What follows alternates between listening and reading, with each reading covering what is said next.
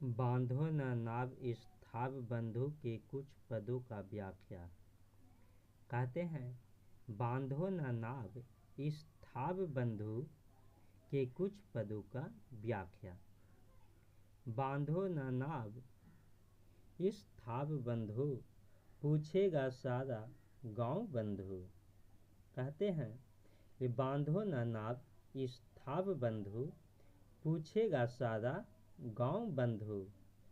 यह घाट वही जिस पर हंसकर कभी भी नहाती थी धंसकर आंखें रह जाती थी फंसकर कांपते थे दोनों पाव बंधु।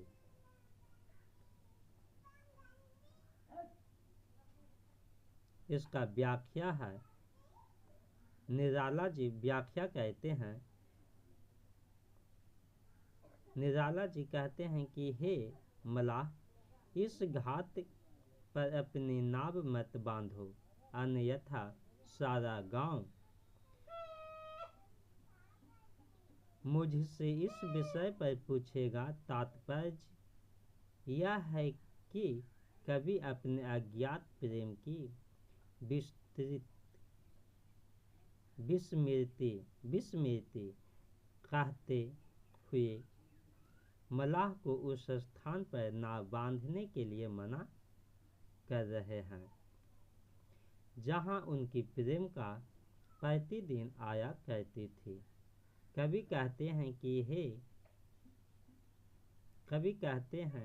कि अरे भाई यह घाट वही घाट है जहां वह